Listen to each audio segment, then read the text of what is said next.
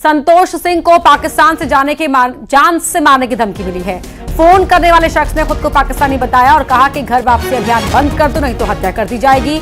वहीं धमकी मिलने के बाद वीएचपी नेता ने एडिशनल पुलिस कमिश्नर से मामले की शिकायत की। पुलिस इस पूरे मामले में जांच कर रही है।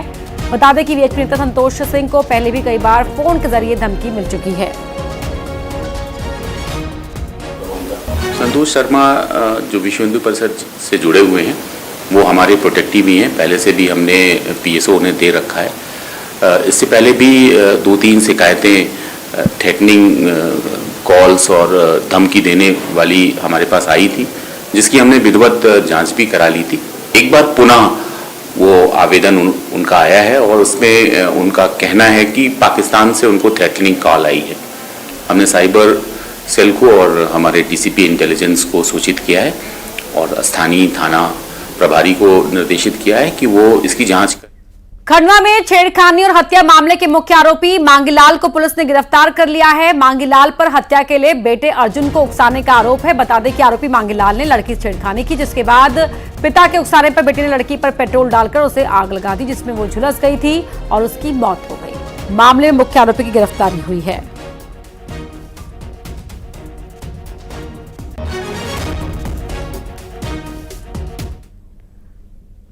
इस मामले पर सियासत भी हो रही है। कांग्रेस ने कानून व्यवस्था पर सवाल खड़े किए हैं तो बीजेपी ने कमलनाथ सरकार के करप्शन की याद दिलाई। मुख्यमंत्री कौन है? मुख्यमंत्री नहीं संभल रहा तो किसी और को दे दें। रोज खबरें आ रही, कभी भोपाल की, कभी खंडवा की, कभी सागर की, कभी गुना की। रुक ही नहीं रहा ये सिलसिला और सरकार पुरानी बातें करती है। भूतकाल में जीना है कि वर्तमान काल में? भूतों से पीछा छोड़ो, वर्तमान में जीना सीखो। और अगर लॉ एंड ऑर्डर की व्यवस्था नहीं सुधार पा रहे हैं, किसी और को मौका दे दें ताकि मध्य प्रदेश में हम सब लोग शांति से जी पाए। देखिए, कमलनाथ को याद रखना चाहिए वो 15 महीने की सरकार जब पीड़िताओं के लिए एफआईआर भी दर्ज नहीं करती थी उनकी सरकार। ये मध्य प्रदेश की भाजपा की सरकार है। डॉक्टर मोहन यादव के नेतृत्व में सभी संवेदनशील घटनाओं पर त्वरित कार्रवाई होती है। उक्त घटना में भी सभी के सभी आरोपी गिरफ्तार कर लिए गए हैं और उनके खिलाफ सख्त से सख्त कार्रवाई की जाएगी। कम से कम कांग्रेसी जो उनका मूल चरित्र महिला विरोधी है वो इस तरीके की हास्यास्पद बातें ना करें। वहीं जबलपुर में रेप के आरोपी ने मां बेटी पर चाकू से हमला कर दिया। हमले में मां बेटी बुरी तरह जख्मी हो गई। दोनों की हालत नाजुक बनी हुई है। इसके बाद आरोपी ने सुसाइड कर लिया। बताया जा रहा है कि विशाल राजपूत पर रेप का आरोप था। राजीनामे का दबाव बनाने के लिए वो पीड़ित के घर पहुंच गया था। मां बेटी के इनकार करने पर उसने मां बेटी पर चाकू से हमला किया और बाद में अपनी भी जान ली।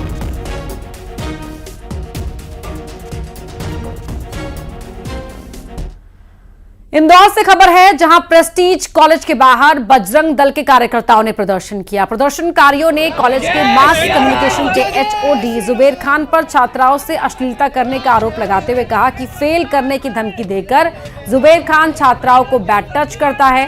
बता दें कि छात्राओं ने मामले की शिकायत कॉलेज प्रबंधन से की थी, लेकिन इंटरनल जांच के बाद कोई कार्रवाई नहीं की गई। बहरहाल पीड़ित छात्राओं की शिकायत पर पुलिस ने केस दर्ज कर लिया है।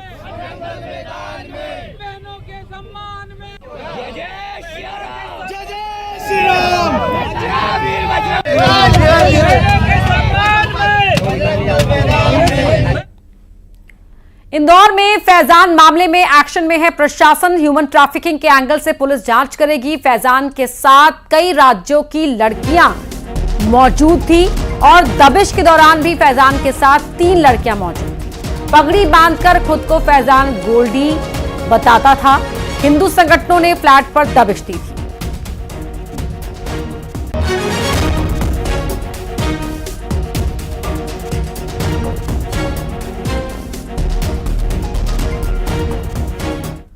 बालाघाट से खबर है, जहां बहयर इलाके में शेयर मार्केट में इन्वेस्टमेंट के नाम पर लाखों की ठगी का मामला सामने आया है।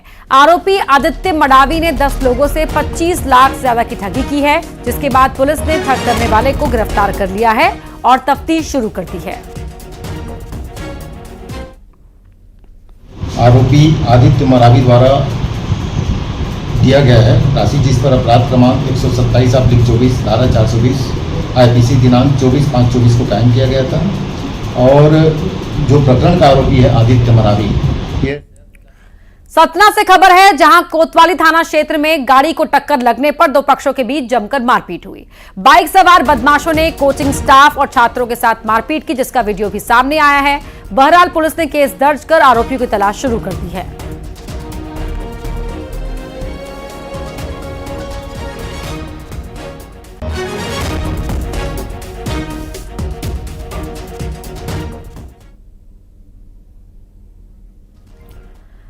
तो गाड़ी में टक्कर लगने पर यह विवाद पूरा शुरू हुआ था। कोतवाली थाना क्षेत्र का मामला है सतना से, जहां दो पक्षों के बीच जमकर मारपीट हुई। तस्वीरों में भी आप देख सकते हैं किस तरह से यहां पर हाथापाई की गई है। छिंदवाड़ा कृषि उपज मंडी की बड़ी लापरवाही सामने आई है। यहां तेज बारिश की वजह से मंडी में रखा गया मक्का बड़ी मात्रा में भीग गया। यही नहीं, मक्का तेज बारिश के बीच बहता हुआ दिखा है। तो छिंदवाड़ा की तस्वीरें आपके टीवी स्क्रीन पर है। यहां तेज बारिश की वजह से मंडी में रखा गया मक्का बड़ी मात्रा में भीग गया था। मक्के को ना ढकाया गया था, ना कोई शेड था, यहां पर कोई इंतजाम नहीं किया गया था। तेज बारिश में आप देख सकते हैं यहां पर मक्के के दाने आपको बहते हुए भी दिखाई देंगे।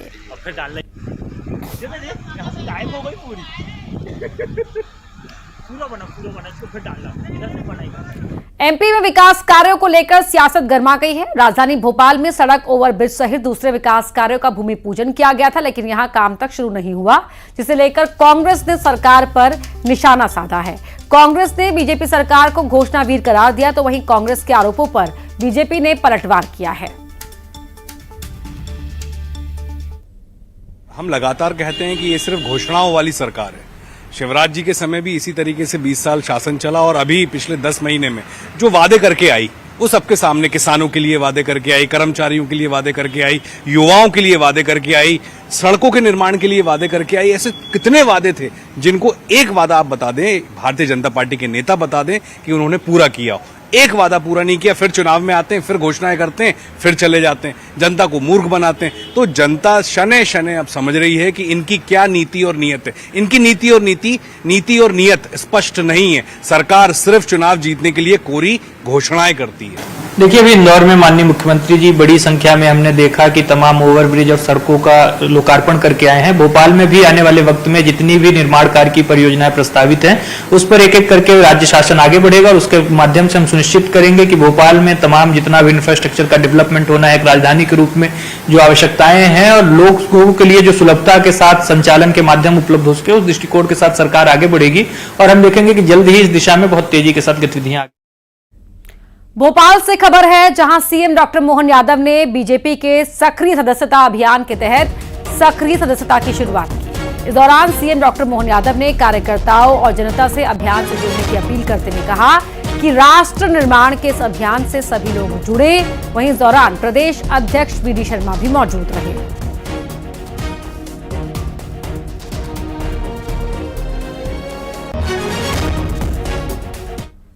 मुंबई में इंडिया केम 2024 के कार्यक्रम में सीएम डॉक्टर मोहन यादव ने शिरकत की। यहां उन्होंने Indian chemicals and petrochemicals paving the future theme पर आयोजित सम्मेलन की दीप जलाकर शुरुआत की। इस कार्यक्रम में संबोधित करते हुए प्रधानमंत्री सीएम ने कहा कि प्रधानमंत्री मोदी की सरकार में देश के साथ मध्य प्रदेश भी तेजी से विकास कर रहा है। कार्यक्रम के बाद सीएम ने कहा कि फार्मा और पेट्रोकेमिकल के क्षेत्र में एमपी में बड़ी संभावनाएं हैं और केंद्रीय मंत्री ने हर तरीके से मदद का भरोसा दिलाया है। सीएम ने कहा कि फार्मा सेक्टर में एमपी देश में चौथे नंबर पर है। इस कार्यक्रम में केंद्रीय मंत्री जेपी नड्डा, अनुप्रिया पटेल के अलावा गुजरात और उड़ीसा के सीएम ने शिरकत की। Nivedita Shukla Verma, secretary department of chemicals petrochemicals, government of India. Mister ये जो पेट्रोकेमिकल्स और फार्मा की बड़ी जो संभावना है, मध्य प्रदेश देश का फार्मा सेक्टर में चौथे नंबर पर है और अपने 8 गुना प्रगति करते हुए लगातार आगे बढ़ रहा है। पेट्रोकेमिकल्स में भी बिना रिफाइनरी और जिस प्रकार से गेल इंडिया प्राइवेट लिमिटेड हमसे जुड़ी है, ये दोनों बड़ी बड़ी कंपनियों के माध्यम से भविष्य की बड़ी संभावना मध्य प्रदेश में है। सर, फर्टिलाइजर्स को लेकर मध्य प्रदेश की क्या? फर्टिलाइजर में हमने अपनी स्थिति और अच्छी की है। आने वाले समय में यशस्वी माननीय मंत्री जी ने आश्वस्त किया है कि वो जितना मांगेंगे। छतरपुर में बहराइच की घटना को लेकर बाबा बागेश्वर ने कहा कि वर्तमान में भारत देश में दंगा बहुत सरल हो गया है, गंगा बहुत दुर्लभ हो गई है। एक एक करके विशेष धर्म के लोग टारगेट कर रहे हैं। इस प्रकार की घटना सामने आ रही है ताकि हिंदू भयभीत होकर हिंदुत्व की बात उठाने से डरे। भारत देश में जातियों को लेकर बागेश्वर धाम के पीठाधीश्वर पंडित धीरेन्द्र कृष्ण शास्त्री ने एक नई लकीर खींची है। और क्या लकीरें आई है उनसे ही हम जानना चाहते हैं। न्यूज़ 18 में महाराज जी आपका स्वागत है। आपने दो जातियों में भारत देश को दो जाति होने की बात कही। जय श्री राम, जय बागेश्वर धाम की। भारत हमारा अद्भुत देश है, इसमें कोई संदेह नहीं। इस देश में विभिन्नता में एकता का संकल्प और संदेश ही इस देश को खूबसूरत बनाता है। हम किसी भी प्रकार से इस देश में वैमनस्यता नहीं चाहते, दंगा नहीं चाहते। हमने अभी कल परसों एक कोट्स लिखा था कि भारत में आजकल दंगा सरल हो गए, गंगा कठिन हो गई। चाहे वो बहराइच हो, मणिपुर हो, नूह हो, मेवात हो, बड़ी कठिन स्थिति हो गई। वर्तमान में भारत के सभी हिंदुओं को देखो, हम तो एक विचारक हैं, अपना विचार रख सकते हैं, लोगों को जगा सकते हैं, हम खुद को जगा सकते हैं और आपको बता सकते हैं। चलना ना चलना उनका काम। और वर्तमान में भारत सरकार को और भारत के लोगों को विभिन्न जातियों में बंटने की वजह सरकार को दो जातियां बनानी चाहिए। उज्बेकिस्तान में आयोजित एशियन वर्ल्ड पेंचक सिलाट चैंपियनशिप में देवास का दमखम देखने को मिला। देवास की बेटी लक्ष्मी मालवीय ने चैंपियनशिप में भारत के लिए गोल्ड मेडल हासिल किया है। वहीं देवास वापस लौटने पर लक्ष्मी का जोरदार स्वागत किया गया। लक्ष्मी ने अपने कोच, अपने माता पिता को अपनी जीत का श्रेय दिया है।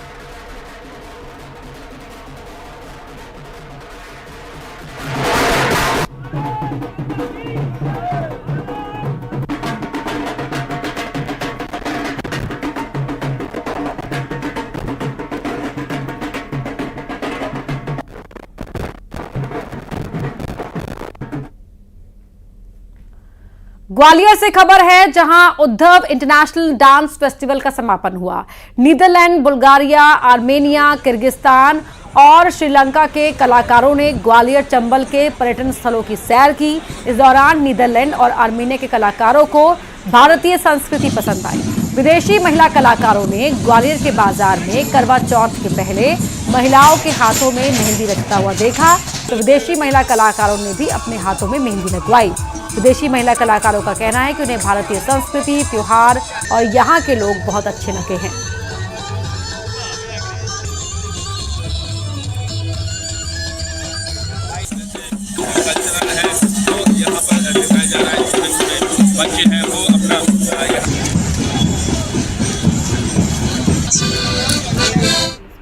हमारे ग्वालियर शहर में आई है और उद्धव उत्सव के नाम से प्रोग्राम चल रहा है अटल सभागार में, जहाँ ये लोग अपनी प्रस्तुतियाँ दे रहे हैं।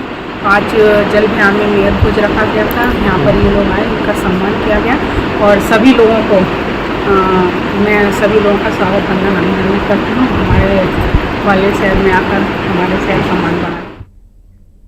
और आइए अब देखते हैं टॉप 20।